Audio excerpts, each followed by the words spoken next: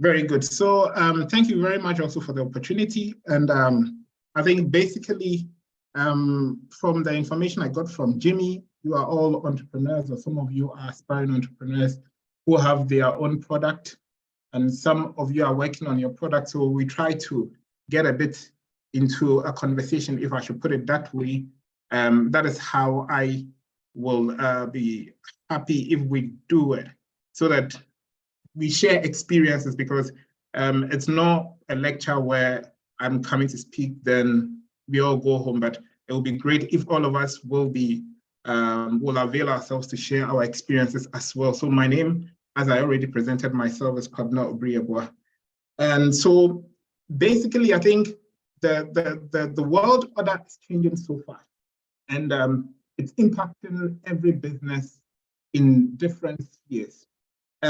Sometimes you might think that, okay, this is the picture I'm showing, for instance, has a lot to do with technology. So what has technology got to do with agro-business, or probably my peanut butter business, from what I'm seeing from Jacqueline? But in one way or the other, technology or these growth are influencing every facet of our lives, be it customer acquisition, be it internally, how we manage our employees, and you name it. And every morning there's something new. We got up in 2020 and there was Corona, and the whole world came to a standstill. So Corona, the world has come to a standstill. How do we go about our businesses? How do we proceed from there? This was unexpected. And this is not the only thing that is unexpected taking place in our entrepreneurship endeavor or activities that we are embarking on. So the question we are asking ourselves is, what do we do? How do we go about this? Do we really understand the environment? And usually in our business endeavors or activities, we've gone through a lot of series of trainings, and there's always been that standardized approach to training that we are introduced to. But there are other approaches that I want to also share with you today, which has a lot to do with this kind of uncertainty that is confronting us every day in our business. And when we talk about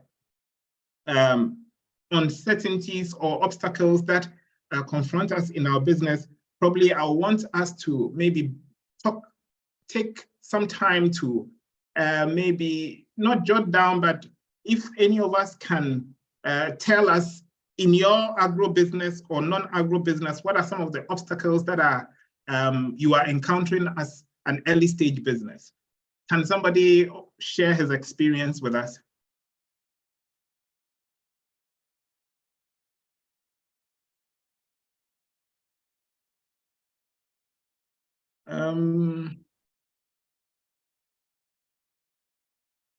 Hello. Can somebody share his experience with us? Okay, Jacqueline, thank you. Yeah.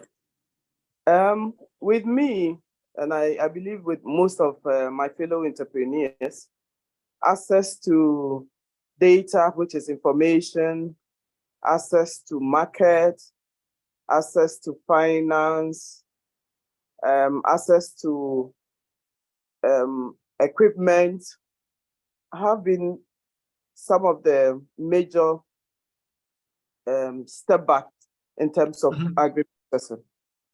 Okay. Thank you very much. So Jacqueline talks about data. And when you talk about data, what are you talking about in terms of agribusiness, in terms of data? Information, where to get information, where to look for buyers for your product. Okay. Stuff like that. Yeah. Interesting. So we are all faced with different challenges, and just as Jacqueline enumerated, finance, market, data, and a lot of these things. So then we are talking, or we are looking at the spheres of uncertainty, and that is what this man Frank Knight describes uncertainty in different formats. And as entrepreneurs, we need to understand the various types of uncertainty in order to be able to also organize our activities. And because we live in a world full of uncertainty, some of the times, some of the approaches that we have been using or have been taught to use sometimes are not working because of the environments that we find ourselves. He uses the example of, let's say, if you have a container containing green balls and red balls. You have already been informed that the container contains green balls and red balls. So if you are supposed to draw or take a ball from the container, you have a 50% chance of picking a green ball or a red ball. Then there's another one he calls uncertainty, which is you've been informed that there are different colors of balls in the container. And this time around, you're supposed to pick a ball from the container. Sometimes you're not sure which one you're going to pick, but then it also reduces your chances of picking a certain ball that you want to pick. Then the third one, which he calls the true uncertainty or the Knightian uncertainty, which in most of our businesses we are confronted with, is that we don't even know what is in the container. And that is mostly what we are confronted with as businessmen. As we go out there, we don't know whether tomorrow there's going to be Corona or the dollar rate is going to change. And if it's changing, how do I manage myself as a business person? So with this level of uncertainty, it makes planning difficult. And in most of our business studies, especially from school, we have been taught that, okay, if you want to start a business, put together a business plan, which is good. But at a certain point in time, business plan and predicting the future doesn't work. So it is out of this that effectuation comes about, that if there's this high level of uncertainty, how can I bring the resources that I have to control or to build a future that I would want to see? So first of all, what I want us to do is a short exercise. I don't know, Jimmy, if we can break into groups or we stay here.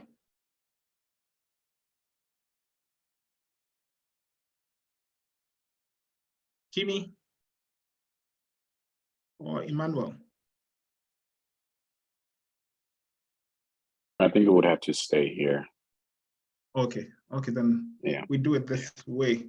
Because what I wanted us to do is, so we've been given, let's do it this way. So we have a fridge which is full of some ingredients, and what we want to do is to cook a meal. So what I'm trying to do is explain as we face uncertainty, how do we put together certain approaches or certain strategies that we can use in our businesses. So we are using this fridge as an example, and that is what we use as we present effectuation. So with this fridge, can somebody look at the fridge and come up with maybe a recipe for the morning, afternoon, or evening, and why?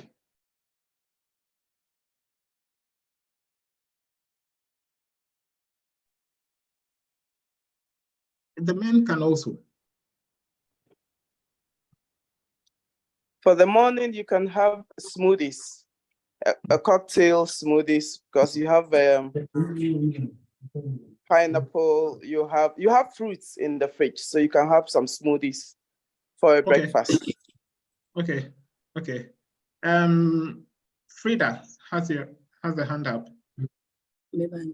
For the morning, I think you can have a fruit salad. And then for lunch, you can do something, since you have chicken in there, you can do that chicken and shrimp stir fry with the vegetables. And then maybe a juice in the evening. Okay, interesting. So some stir fries, salad. Who again, please? You can unmute yourself and just come in.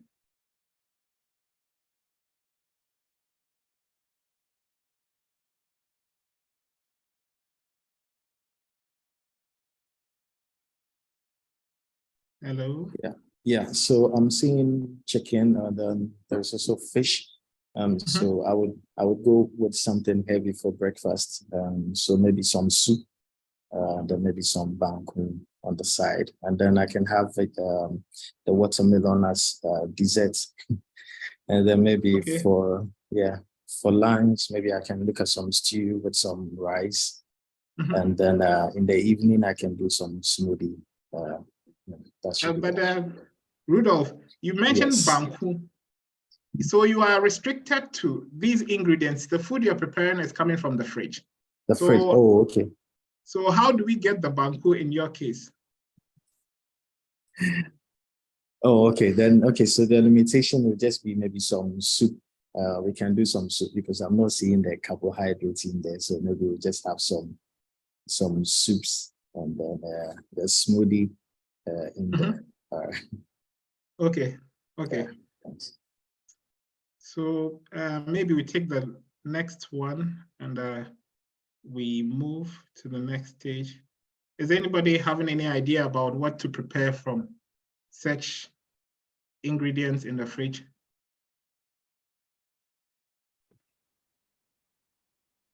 Okay, so this is Genevieve.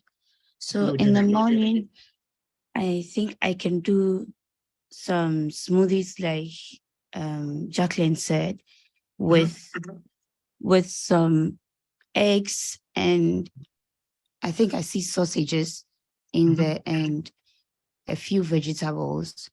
Then in the afternoon, I can do some fish. There's fish in there, so some fish fillet with vegetables as well. And I can have some cake as dessert.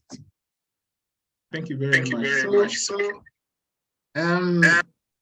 looking at the fridge, different individuals see different ingredients and are coming up with different recipes for morning, afternoon, and evening.